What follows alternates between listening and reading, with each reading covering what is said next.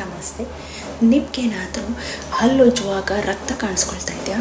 ಅಂದರೆ ಸ್ವಲ್ಪ ರಕ್ತ ಕಾಣಿಸ್ಕೊಳ್ಳೋದು, ನಿಮ್ಮ ಆರೋಗ್ಯ ಬಹಳ ಚೆನ್ನಾಗಿದೆ ಆದರೂ ಹಲ್ಲುಜ್ಜುವಾಗ ಒಂದೊಂದ್ಸಲ ರಕ್ತ ಕಾಣಿಸ್ಕೊಳ್ಳೋದು, ಇಲ್ಲಾಂದರೆ ಪದೇ ಪದೇ ಶೀತ ನೆಗಡಿ ಆಗೋದು, ಜ್ವರ ಬರೋದು, ಇಲ್ಲಾಂದರೆ ನಿಮ್ಮ ಗಾಯ ಬೇಗ ವಾಸಿ ಆಗದೇನೆ ಇರ್ಬೋದು. ಈ ಥರ ಒಂದು ಎರಡು ಸಿಂಪ್ಟಮ್ಸ್ಗಳು ನಿಮಗೆ ಕಾಣಿಸ್ಕೊತಿದ್ರೆ ಇದು ವಿಟಮಿನ್ ಸಿ ಡಿಫಿಷಿಯನ್ಸಿ ಅಂತ ಹೇಳ್ತೀವಿ.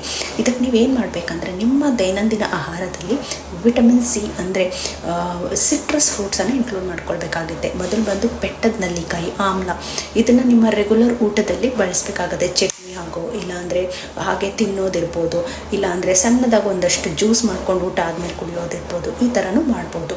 ಇದು ಅಲ್ಲದೆ ನಮ್ಮ ಮೂಸಂಬಿ, ಆರೆಂಜು, ಸೀಬೆಕಾಯಿ ಈ ಥರದ್ರಲ್ಲೂ ಸಹ ವಿಟಮಿನ್ ಸಿ ಸಿಗತ್ತೆ.